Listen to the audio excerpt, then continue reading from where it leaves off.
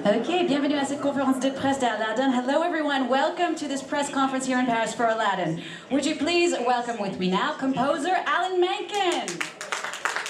In the role of Jasmine, Naomi Scott. Your new Aladdin himself, Mena Massoud. The genie, Will Smith. And the director, Guy Ritchie. Yeah! Yeah! Hey everybody. I love it, it's starting already. All right. That means you're not excited enough. Guys, welcome. It's so great to have you here in Paris. Just kind of a first general question for everybody, and then we'll get to the journalist questions. What did Aladdin mean to you, all of you, and why did you want to be part of this live-action film? Mena? Thanks, Will. Thanks, Will. When I hear your name, it just... It's been very exciting. For me, you know, it was one of the only Disney films growing up where I could really relate to the character. You know, this was someone that looked like me and had a similar culture to mine, so I just really related to it, and we had it playing on at the house all the time, so. Yeah, for me, me and my brother, it was our favourite movie, and I think that we could share in that because it's not just a movie for little girls, it's for little boys as well. You have everything, you have action, it's cheeky, it's fun, it's adventurous, and of course, you know, obviously Princess Jasmine, I could play her, you know, as a young girl, which Mena just touched upon is really quite powerful and important. Will, how about you? Yeah, for me... Jeez, I was like, whoa, is this thing on? No, for me, it was you know, of course, the music of it. I was a little older than you guys, with it, really? just a little smidge, when it came out. But for me, the Robin Williams of it, as a comedian, as a performer, yeah, that you know, he revolutionized what you could do in those kinds of movies. It was modern references, and he really put a signature on a Disney movie that you really hadn't seen anyone do in that way. So for me as a performer, it was something that I was really impressed and excited by. Guy, how about you? For me, I live in a house with 5 kids, so I had no choice. They couldn't really watch my other movies. Why not? So there was a general consensus that this is what I was going to do. And you know, when we first had a chat with Disney, and then I told the kids about it, there was a riot. And I could see there was no coming back from that. Brownie points. So that's, you know, and I found it in. There was all sorts of things in there which, you know, it was enough of my old stuff and it could give me enough of the new stuff. So that was enough for me. So I was terribly excited, but as excited as my children were. I bet. Alan, how about for you coming back to it 25 years later? Well, it's incredible coming back to it. With Guy directing, I didn't know what to expect. I didn't know if the magic carpet was going to get blown out of the sky mid-flight. But it's been an amazing journey because we kind of came to this place together where he was, I think, suspicious of musicals, and I didn't know where we were going to go with it, but we found this place together that we never would have gotten to otherwise. There was a real enthusiasm from all people concerned. From the beginning, there was an unstoppable momentum of enthusiasm for everyone concerned, and the challenge was always seen as a positive challenge. It was never negative. No, it was wonderful. I gotta be honest, when I first heard it was Guy Ritchie, I was like, huh.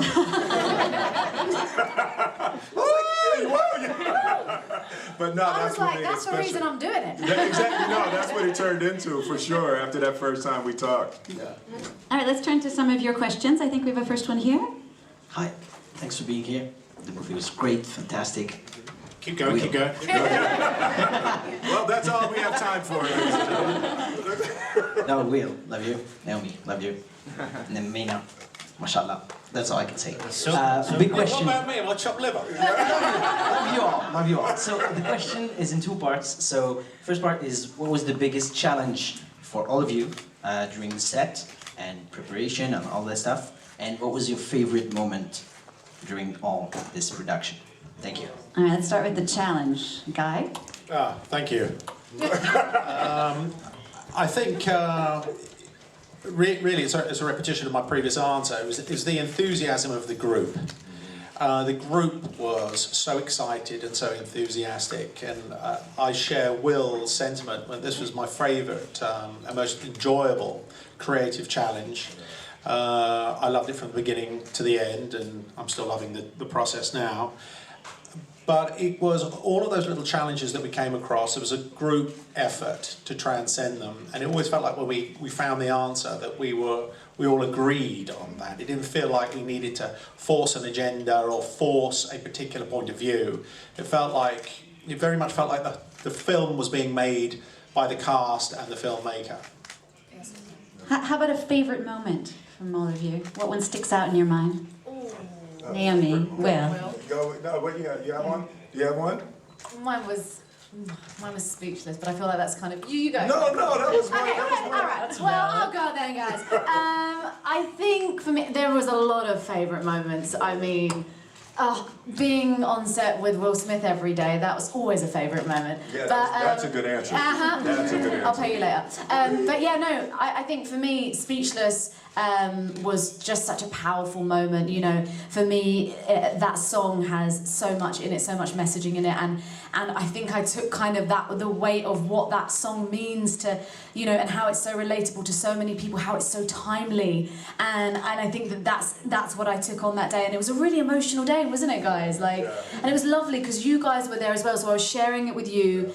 And kind of going into the zone, and Guy, like... Well, I was crying before you were crying. Yeah, I know. The fact that I made Guy Ritchie cry, that's my, like, that's my takeaway from this. Yeah, literally. Thank you, Mena. I didn't know what I was going to add to the score, and then when I collaborated with these guys, Bench Pasek and Justin Paul, who wrote La La Land, the lyrics of La La Land, and Dear Evan Hansen, and Greatest Showman. And I've known them since they were young kids, but we had never worked together. We got in the room and said, okay, we're going to write this song for Jasmine. And then when we finished this song, we said, this is something really special. And then you first heard it. Oh my gosh! You overheard us, right? Well, I was so we were rehearsing before we'd even shot anything.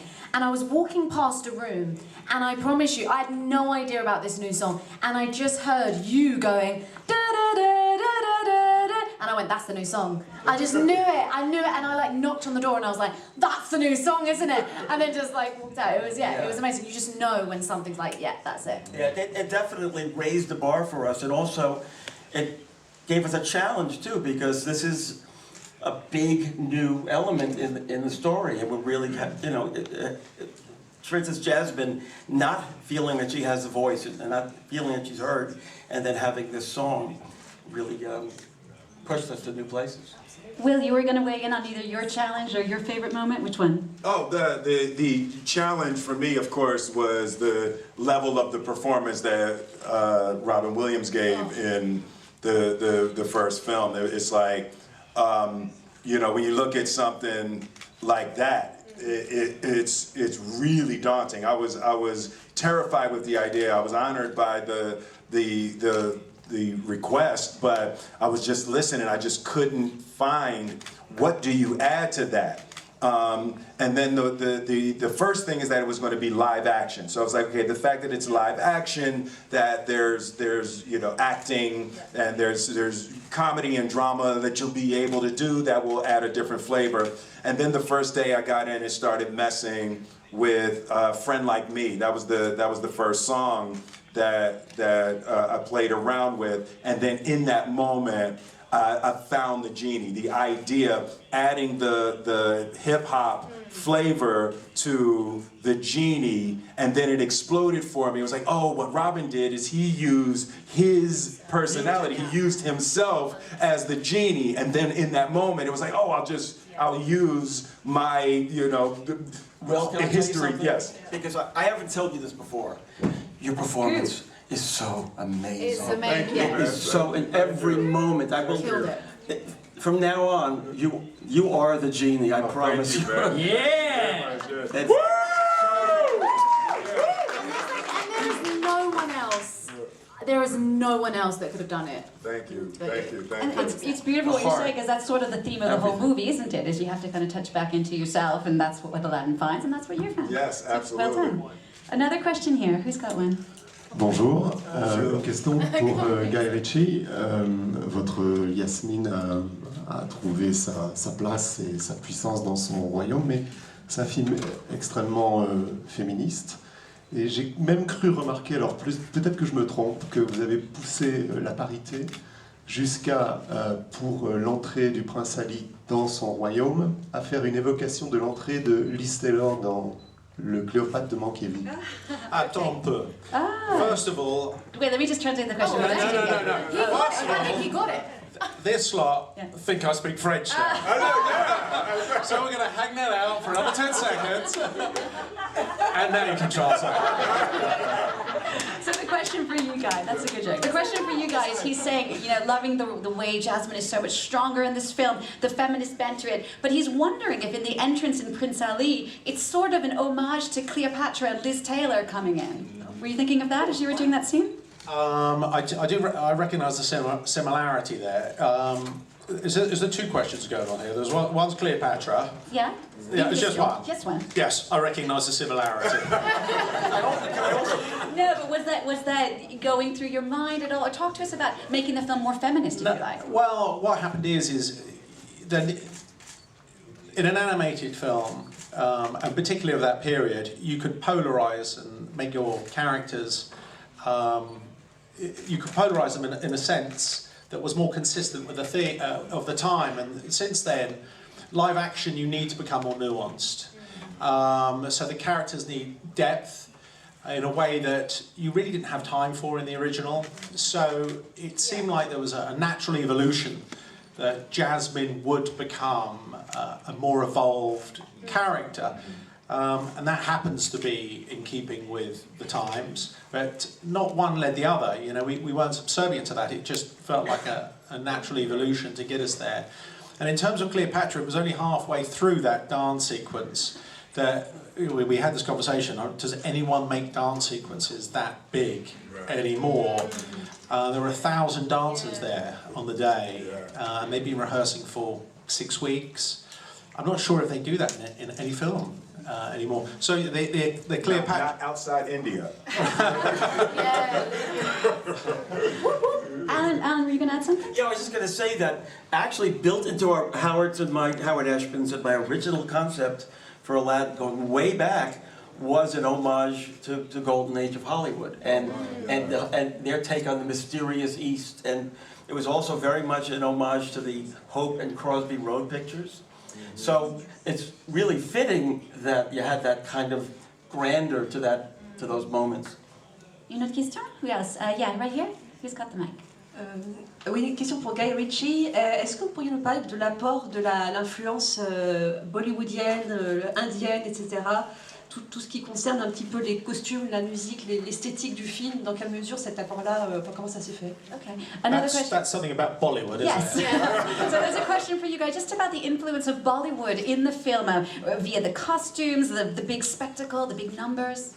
I think this is more for Naomi, isn't it? Well, I'd say yes, there definitely was. I mean, when I saw that, I think what was so amazing is even down to the costumes, there was such a mix of everything. I mean, Michael Wilkinson, who is just so incredible, he literally went to everywhere in the world to find like the perfect material, and as Will was talking about earlier, I think it's such a wonderful mix and clash of these worlds, this kind of Eastern world, and you know, even with our choreographer Jamal Sims, you know, adding that flavour of his hip hop sensibility, you know, Will's hip hop sensibility, which I think just makes everything really fresh and new for a modern audience. Alors, oui? Go ahead. The mic right here. Oh, here we go. Yes. Oui, c'est une question pour Guy Ritchie. Dans votre univers en tant que réalisateur, il y a souvent la différence de classe, voire la lutte des classes qui apparaît. Est-ce que c'est ça qui vous a intéressé dans Aladdin et il me paraît que vous avez poussé un petit peu plus dans celui-là? Just another question for you, Guy. Talking about how in your films often this theme of class difference, the struggle between the classes comes out, was that what attracted you to this film? Well, there was enough kind of old familiarity of, I suppose, my first films are sort of street-based, if you will. So there was enough of that for me to feel familiar, and there was enough exotic, challenging world which I had never been into before, which in no small way is a family film. So it felt like I was familiar enough with the what I am familiar with in terms of my frequency, and it gave me enough of excitement as a director to find new terroir to explore that. But yeah, as I say, I live with a lot of children, so it felt like it was the perfect combination that I could marry two worlds. Also, Guy, you're so known for the action scenes in your movie. Mena, you had to play out a lot of those action scenes, a lot of the stunt work. What was that like for you? And I heard at one point you even had a camera strapped on your body to film some of the scenes yourself? Yeah, I forgot about that. Guy whipped that up. Yeah, I had 6 weeks of prep, and I found out I got cast, and then 2 days later I flew to London to start prep. So I kind of just threw myself into the work and started working with the stunt team, and we started doing some boxing to kind of loosen my body up and get me used to doing the parkour and all the movements.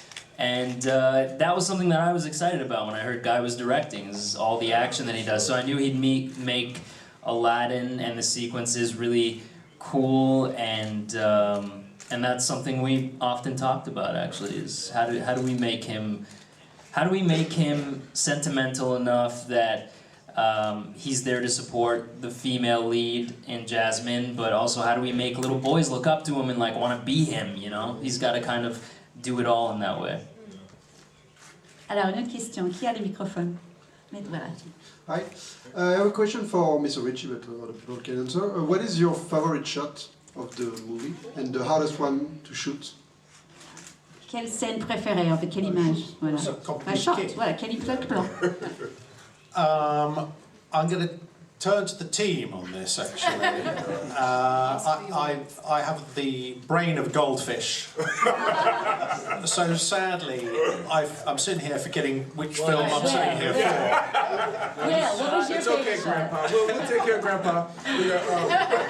So, The chair Well, you shot. saw it a lot in different frame rates, right? That was different on this film?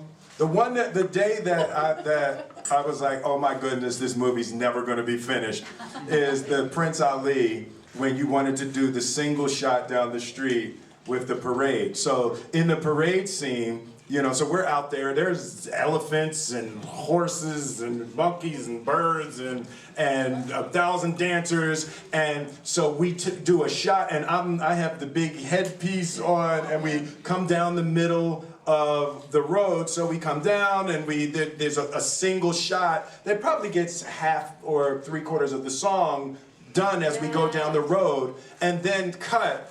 And the reset to do a second take was 30 minutes. So it took 30 minutes to get the elephants to agree to go back to the beginning, get the horses and everything to go back, and everybody had to go and turn around and come back, and it was 30 minutes to get another shot. And I thought that you know, I admired your commitment to having the shot the way that you wanted it on that day, and I appreciated the time in my trailer. But it looked amazing. It looked amazing, yeah. Right? It looked awesome. I tell you, there's something that we all enjoyed, actually, was the last thing we did. Oh, yes, that was so much fun. It was fun. What was that? Yeah, you weren't there that day. What?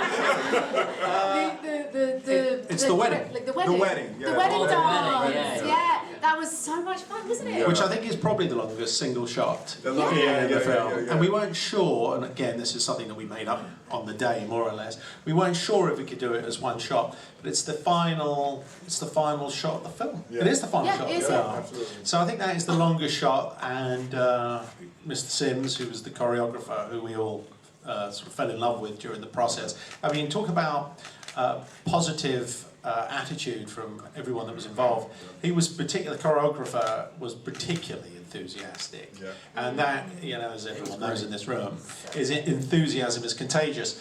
So we gave him this challenge to work out a dance sequence at the end, and we thought, is it possible to do it in one shot? Anyway, it transpired that it was, and I suspect this may be because it's the last thing I can remember. I suspect that probably is my favourite shot at the moment. And you had to crouch down, do you remember? Like Yeah, for the whole yeah. thing, No, and there then was it's a- like, there was a lot and go, happening. boom, and then he's up there. Popping up for the friend Exactly, like me at the end. I had to go around and then come back up and then hide behind the camera and then pop out for the last. So yeah, that one was really great. You know what? There really is. There really is a Disney magic inside these movies, right? And it's like the set took on the beauty and the fun and the energy of the concepts, and I think that's a part of what I loved and what was such a beautiful experience together. The magic in the ideas of be yourself, and it's like you will find the love that you desire in that person that will cherish you if you surrender into who and what you are. And then the idea also of the genie, to me, I feel like that genie concept is a really central idea to what love is supposed to mean between human beings. That you're willing to, do anything that you can do to help someone create the life that they want to create. And you do it selflessly without any desire, any personal selfish desire in return. So those ideas created a magical, beautiful energy between us all on set. And I'd just like to say as well, your generosity as an actor, and me and Mena spoke about this, because for us it was a huge thing, and we're kind of fresher in that sense, and you just set the tone on set. And I think that connects to your character. You were so generous, both off and on screen. And for us as young actors, it just made our experience so magical. And I think that I really do believe that translated on screen. I think that's what connects everything as well. And I connect to the look of the movie as the person who scored it also, because I would sit with every cell and every shot. Sorry, I'm in animation again. And the transitions were so stunning. Like the transition with you waiting for Aladdin and then watching him go to the Cave of Wonders. It's a gorgeous transition. It's just magical. I feel as though I need to riff on the very thing that Naomi was saying about. You have at the beginning of a day something called a call sheet, which tells everyone who's doing what to whom. And there's number one on the call sheet, and there's some egotism that goes with that particular position. And traditionally it can be quite tricky for the director to have to negotiate a deal with number one on the call sheet. And in the movies that I've made, this was the most pleasurable experience that I ever had with number one on the call sheet. Thank you, Mena. To be clear, it was not me. To the point that when I got there as the director, number one on the call sheet was sort of waiting there, tapping his toes, waiting for the director to get there. That's never the case. It's usually the other way around. And the endless generosity that number one on the call sheet exercised really set the tone and the frequency for the positive experience it was for all of us. Thank you very much, Naomi. Again, no, don't worry. All right, who else has got another question here? Who's got the microphone, please? Hi guys, first thank you very much, the movie was lovely. I've got a question for you all, well, two actually. I'm wondering, what do you think makes Aladdin a fitting story to adapt in 2019? And also, how do you think this movie's gonna fit in your respective careers? Careers.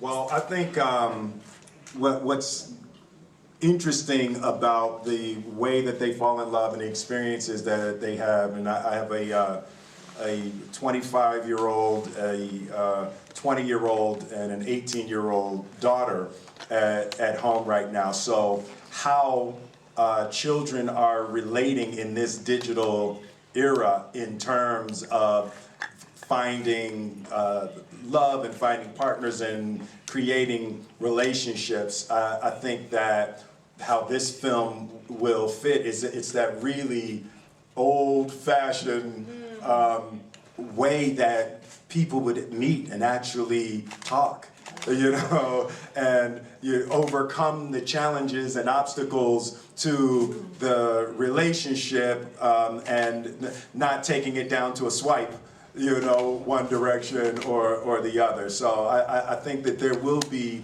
an interesting thing for the younger generation to feel and experience in the Aladdin and Jasmine interaction. So that, you know, it'll be talking to my daughter about that. Her reaction was really interesting in how she took it, how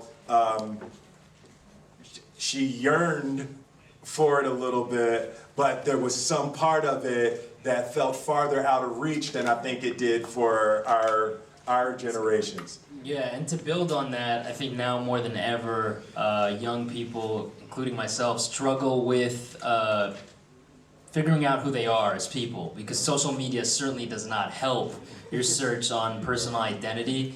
And this film, at the end of the day, especially for Aladdin, he's going on this search for his personal identity. Yeah. Is he good enough, like, as who he is? Does he have things to offer that have value? And I think that's important to teach to kids, that who you are as a human being and the values that you have are good enough to get you what you want and to help you follow your dreams. So that's a really important lesson, I think. How about the second part of that question? How you see this movie will be fitting into the grand scope of your careers? Guy? Everyone down this way. It's hard to tell. I mean, it's the film that I'm most proud of, actually. And it's the one that I enjoyed the most. Did you guys get that? Did you get that? Yeah, write that down. But, Snatch you know, second. actually, just to riff on a little bit what Mena was saying, it has classical themes that never date. And although it seems relatively old-fashioned, the wrestling match is still the same. And Mena articulated that, I thought, very elegantly. That how do you find yourself? I mean, Aladdin is all about how to find the authentic self within the self, right? And all the challenges that come on the way. And that is more, it seems like it's more treacherous now than it ever has been. So I think that's the main essence of the film. But in terms of, I think, to use a rather pretentious word, in my canon of work. Oh, you got a canon? Damn! You got a canon of work? Oh, that's in America, we don't have canons of work. As I say, at the moment, it's my favourite. I also think Alan is hoping to win his first Oscar, everyone. Just to remind you, among his... one day, That was my fifth and sixth, yes. We have to remind everyone, Alan's won, correct me if I'm wrong, 8 Oscars? Yes. He's won 8 Oscars, guys. 8 Oscars! Jesus. So just to be clear, if Guy and Alan have a cannon of work, I have like a BB gun. A water gun of work. Yeah, I just got some movies I made. No, I'm excited about this one. It is, you know, I'm 30 years into my career now. Into your canon. Into my canon. Oeuvre. So to have an opportunity, you know, to do something that's still unique and different. It's like the singing, rapping, dancing, acting, drama, comedy, action, like all of those things, to be able to do that in one movie, you know, and once you go blue, you know. Never goes back. It's no going back. All right, who's got another question out there? Right here. I've got 2 questions, one for Mr. Smith. Can you tell a little bit more about what it's like to play a character partly CGI? You're playing a blue cloud all the time. Is it difficult for your bare chest all the time? And Mr. Ritchie, I'm from Netherlands, so I have to ask, we missed Jafar today. Can you tell a little bit more about Marwan, working with Marwan, and recreating such an iconic character as Jafar with him? Thanks so much. It is absolutely a spectacular way to spend a day as an actor when most of your character is going to be CGI, because it's no hair and makeup. You know, you get to show up, and everybody else, you know, has to actually do a scene, but you just get, you know, you're there and you're off camera. So it is a wonderful way to spend the time on a movie set. Also, I think it also added to my ability to be able to be present for everyone else on the set. Yeah, and I want to say something that quick because Will's not going to say it, but a lot of actors, when they are doing CGI, they don't necessarily have to show up to set every day because they don't have to be there. And Will was there every day, reading his lines off camera because we wanted to get the most authentic performance. So he didn't have to do that, but he was there. Well done, Will. You're not a diva. And just a word on Marwan? So Marwan, yeah, Marwan. It took us some time to find Marwan, incidentally, but I think we came up with a character. In no small part, this was Marwan's idea. That there was a correlation between Aladdin and Jafar, that they came from similar origins, and one had chosen one path and one was oscillating between one path and t'other. Nice word, oscillating. Oscillating. That's a really good oscillating. Is that from your canon? They're working out your canon? I thought it was Will that rapped. The wordsmith. So what happened was that Jafar, who's played quite a sophisticated Jafar in this one, Marwan, that there was a correlation, and so he could relate to Aladdin, and they both came from a similar past. But it was really Marwan's idea that there needed to be, so there should be a correlation, there should be a similarity and a sophistication to that character, but one chose the external route of finding oneself, and the other one ultimately chose oneself to rely on, and that's really what the dynamic of the film is about. In no small part, that came from Marwan. We love Marwan. I don't know where he is at the moment. He's clearly too busy to be here. I'm so sorry, that's all the time that we have. We're going to wrap up the press conference. I just wanted to mention to you guys, this was being broadcast on Facebook Live. So if you guys want to say a hello to all the French fans watching. Oh, hey! Facebook Live. Facebook fan. Merci beaucoup à vous tous. Thank you so much to all of you. Let's give them a round of applause. Thank you very much.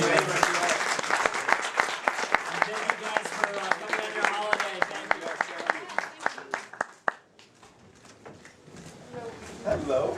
How long get married?